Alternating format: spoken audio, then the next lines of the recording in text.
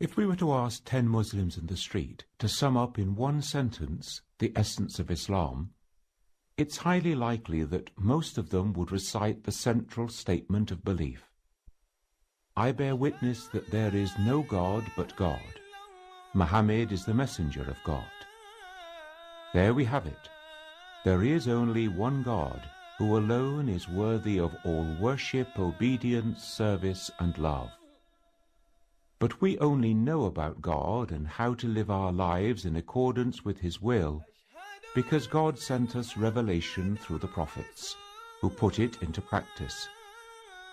At the heart of Islam lies a life devoted to divine justice, which we learn by following the revealed ethical will of God.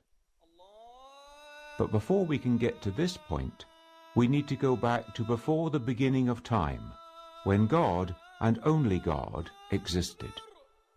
We humans live within time and space. Our language is rooted in the circumstances of our physical surroundings.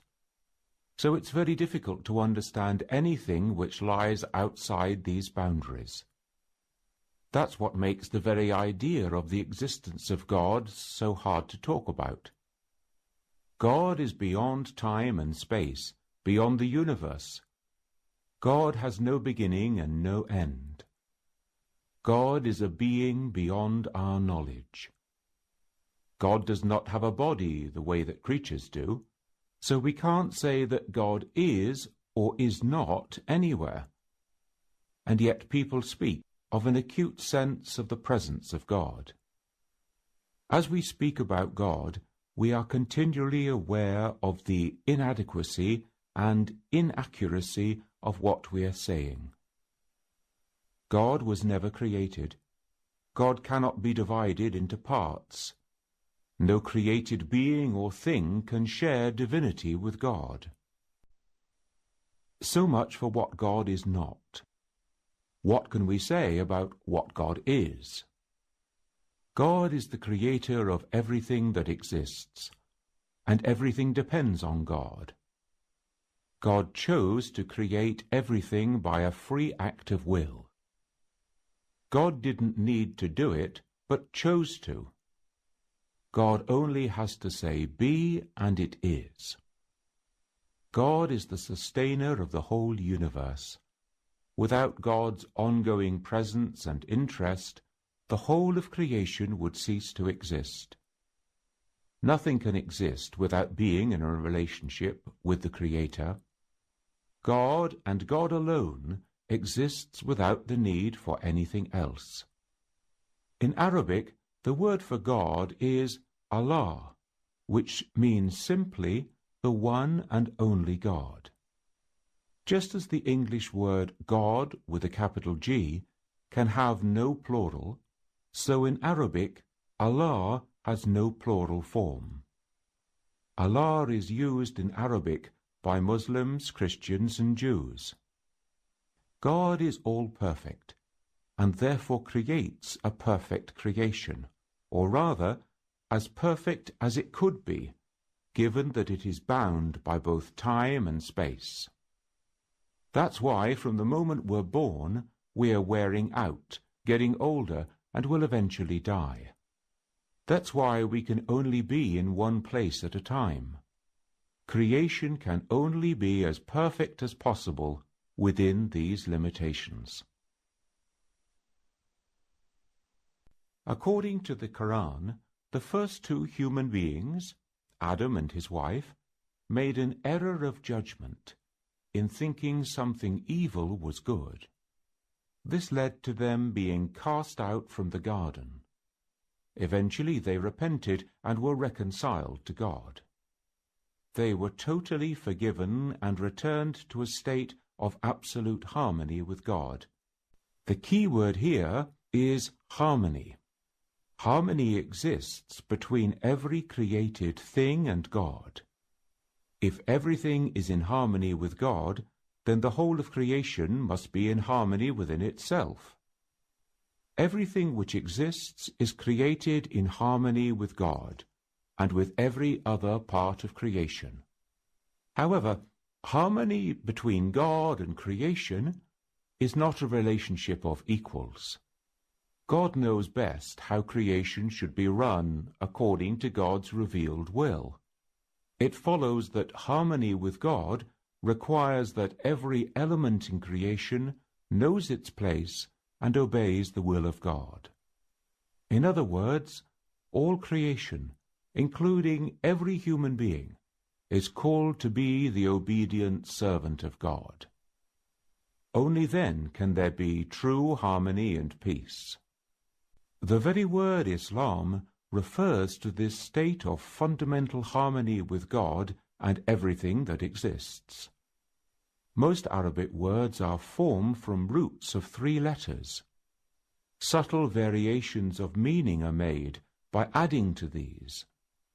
Every word built on the same root is part of one family and shares a set of common meanings. Arabic words with the root SLM form a family of words all to do with harmony. This gives us the words Islam, Muslim, and Salam. Islam is the state of harmony in which God created the world, and in which God wishes that we should all live by following the revealed ethical will of God. It also contains the idea of submission, because this harmony can only come about when everything submits to the will of God and acts accordingly. God has created us, and it is God who has endorsed and approved Islam as our way of life. And at the same time, the teachings of Islam cultivate within us the values and different dimensions of our behavior. For example, social, ethical, spiritual, and we become a full human being if we live a life according to the will of God. So this is how I believe that Islam is a natural way of life. The word Muslim describes something in the state of Islam. Therefore we can say that God created everything in the state of Islam, or to put it another way, God made everything Muslim. At the dawn of creation, the planets, sun and stars were all created Muslim. Mountains, rivers and minerals are all Muslim. Trees, plants, flowers, vegetables, animals, birds and fish are all Muslim. The initial state of the whole of creation is to be in harmony with God and everything else. That is, everything is naturally Muslim. Human beings were also created Muslim, and we are most completely at peace when we submit to the revealed will of God in all things. This leads on to the third word, Salam. This is used as part of the traditional Arabic greeting between Muslims. Salam alaikum. In short, this can be translated as, peace be with you, but the full meaning is more like, may you come ever more completely into that state of perfect harmony and peace with God, which is Islam. This is how people will be greeted when they finally reach heaven, one of the names for which is Dar al-Salam, the land of peace. Anyone living their life in this state of harmony is like a flower turning to the sun or a bird on the wing, perfectly in tune with God's plan. However, whereas animals and plants live by their nature instinctively, we are called to live an ethical life following the revealed will of God. This is revealed in the books of guidance and creation itself. We perceive the divine will, obey it, and thus bring out the full potential of the state of harmony. An animal in its natural state is Muslim. It has no choice. That is how it was created. Human beings are different. We are the pinnacle of God's creation. We have the gift of free will, which means we can choose to follow the divine guidance in all things. On the other hand, we have the potential to rebel against God's will, which would be sin. This raises the question, why did God give us free will? A course of action that is chosen is essentially different from one that is compulsory or automatic or programmed. Only by being free can we act out of concern, compassion, and love. When the cooker buzzes to tell us that our food is cooked, we don't thank it or congratulate it. We know it is not acting out of any feelings towards us. Only a human being can choose to become God's servant, to live according to God's will, to live ethically and rely totally on God's mercy. According to Islam, all these things are our duty, and our human dignity lies in choosing them. Of course, the concept of free will does not in any way detract from the absolute power, authority, wisdom, and justice of God in all things. Looking more closely at how people can freely carry out the will of God, the first aspect of the role is that of servant. The Arabic word abd means loving servant or slave.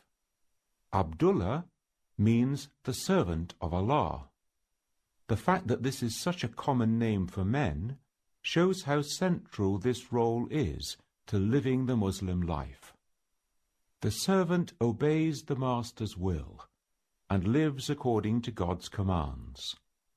The servant seeks to attune his or her will completely to accept the divine will in all things.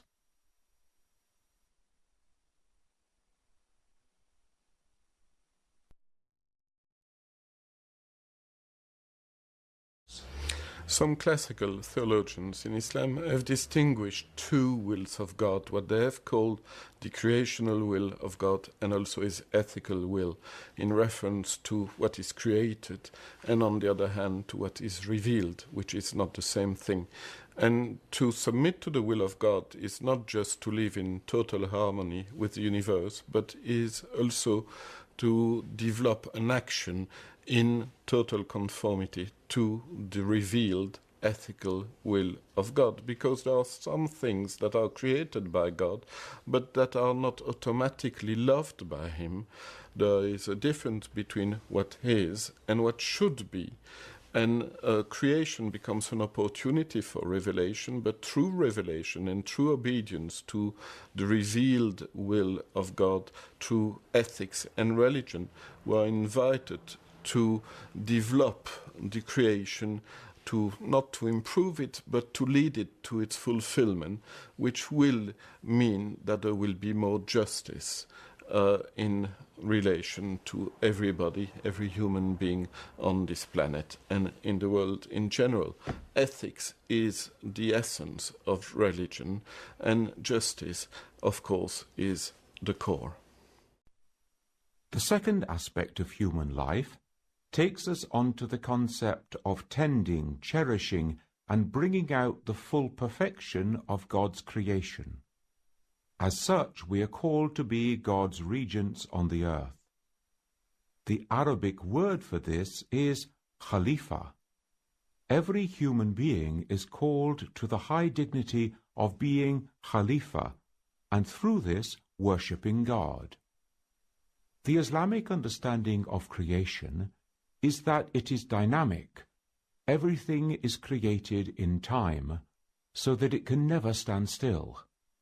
The best of all possible worlds created by God needs constant attention to preserve and bring out its full potential. It is the role of every human being to contribute with others as far as they are able, to take on this responsibility and relationship with the creation. The responsibility of being Khalifa brings with it the duty of care and support for our fellow human beings. It also means having respect for nature, using it to satisfy our needs where necessary, but always being careful not to waste or pollute it. Ecology, care for the environment, is a natural part of being the regent of God on earth. Abuse of the earth for our own selfish ends would be a rebellion against God's will, and thus a sin. But careful husbandry, such as tending plants and animals, is our way of living out our responsibilities. We are the stewards of the earth, trustees accountable to God. It may seem an overstatement to translate Khalifa as regent, as a regent is literally the representative of a ruler. However, this is no exaggeration. All human beings, both men and women, are called to be regents of God. This is the dignity and duty of being human. At the end of our lives, all human beings will be called to account for the way that we have discharged our duties as God's regents on earth. Accordingly, we will enjoy the rewards of heaven or the punishments of hell. However, it is important to note that a regent is always the representative of a higher authority and carries out the duties assigned to them according to the guidance of that authority. To send servants without guidance and then hold them responsible for their actions would be unjust. That's why God sends guidance in the form of revelation. In an Islamic understanding, God sends guidance in two forms. One is in the books or scriptures. The other is in creation itself, which is full of the signs of God. By exploring God's handiwork, we come to an understanding of how God intended things should be organized. This means that both religious scholars and believing scientists worship God, the one by seeking to understand the books of Revelation, the other by exploring the creation with faith. There is no opposition between religion and science in Islam. Both have their source in God and ultimately must agree. If it appears that reason and religion do not agree, then we are either not understanding our books properly, or we have more work to do on our science, so that we understand the creation better. Again and again in the Qur'an, we read that we should use our heads to puzzle things out, to reason and question, so that we more perfectly understand the world around us, in which there are signs from God. We can read the science of nature looking at the variations of day and night. The Qur'an affirms to us that all these things happening around us every day and night are signs of God's authority, God's creation in nature. Science itself affirms of various planets in their orbit, and if there had been any problem with regard to authority behind all this, there would have been utter chaos in all these natural phenomena. In the Islamic system, the way of life that pleases God is revealed. It is the duty of the human being to listen to this and obey it. We are called to serve God through obedience, worship, and love. As one well-known statement of God, related by the Prophet Muhammad, puts it, "My servant keeps on coming closer to me through performing good deeds beyond what are commanded, until I love him. When I love him, I am the hearing with which he hears, I am the sight with which he sees, I am the hands with which he holds, and I am the feet with which he walks." Adam was the first human being to receive revelation from God. He was the first prophet of the Islamic way of life. But guidance is needed by every human being, and so the Qur'an tells us that revelation has been sent to all peoples on earth. None were left without a prophet to help them live an Islamic way of life. All peoples, wherever they live on earth, and whenever human life began in that place, have received essentially the same guidance on how to live according to God's plan for creation. The question arises, how are we to judge what remains from the original revelation sent by God, and what has been added or lost down through the centuries? From a Muslim perspective, the Quran is the final revelation sent by God that has been preserved intact from the time of Muhammad. This was not a new revelation, but in essence the same as all that had gone before. The Quran serves as the benchmark by which all other earlier revelations are to be judged. The Quran not only confirms earlier revelations, but also corrects any errors and practices that have occurred over time. The life of the Prophet Muhammad, being based on the Quran, acts as a universal model for a life lived in submission to the revealed will of God. A Muslim is required to believe that Abraham, Moses, and Jesus, amongst others, were also prophets sent by God to teach essentially the same message as Muhammad and the Quran. The Quran names 25 prophets of God and 5 books that were sent. Every book sent by God must be respected by Muslims as a revelation from God.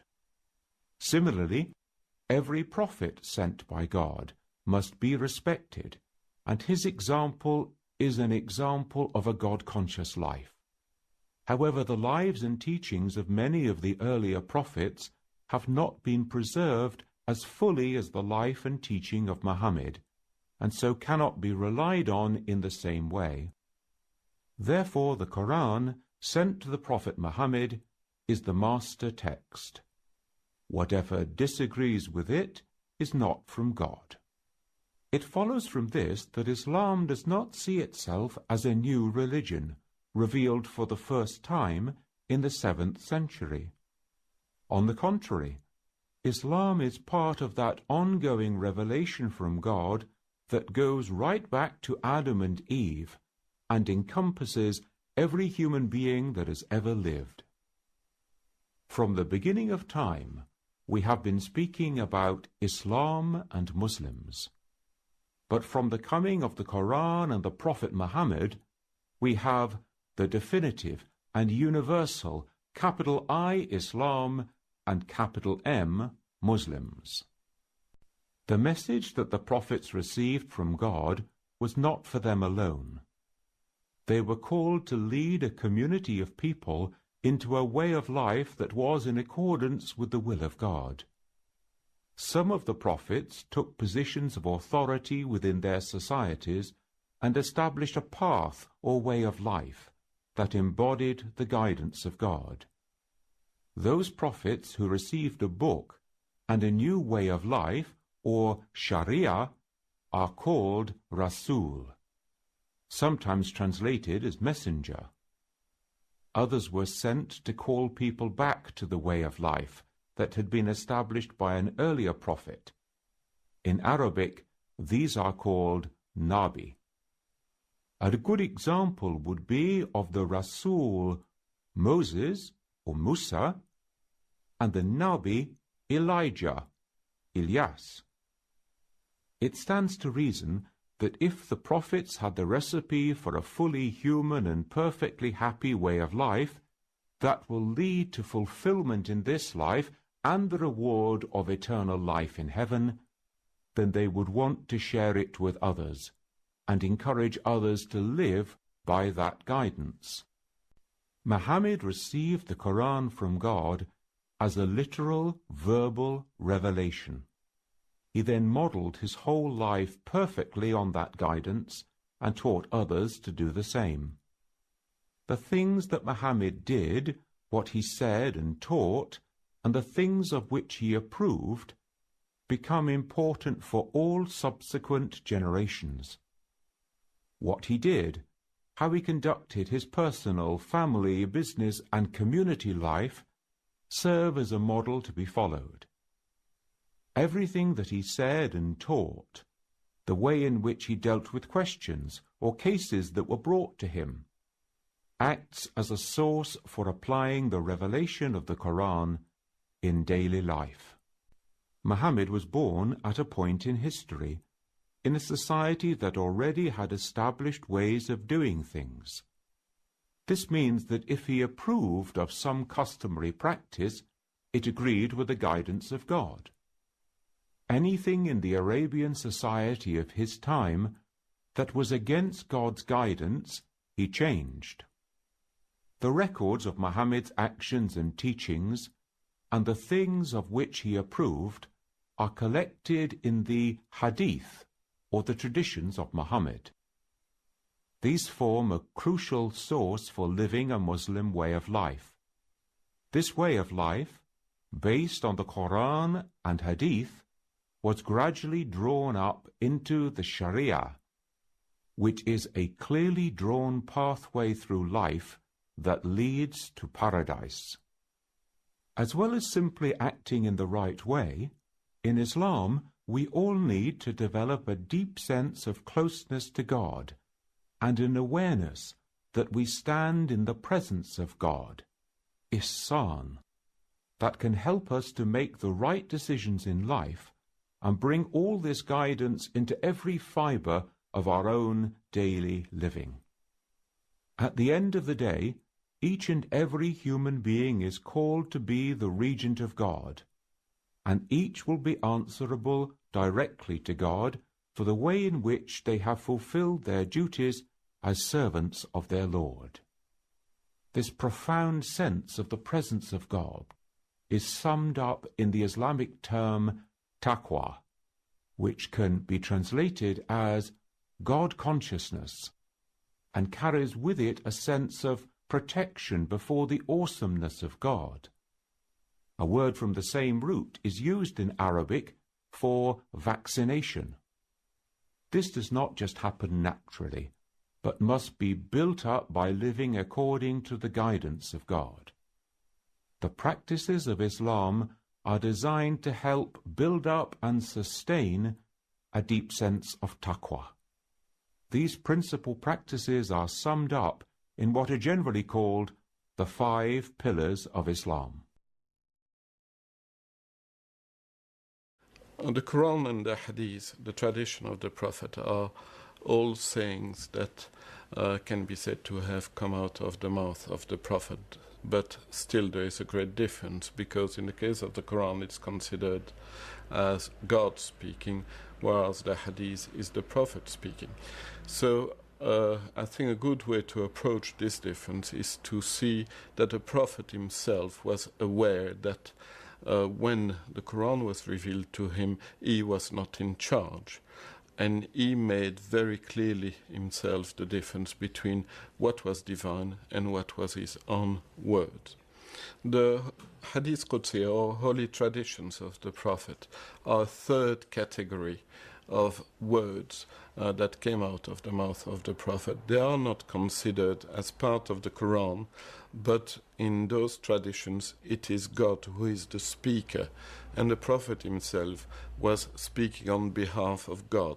He was not transmitting a message that would be part of the final revelation, but because it is God who is speaking in those hadiths, they are given a special importance by the Muslims.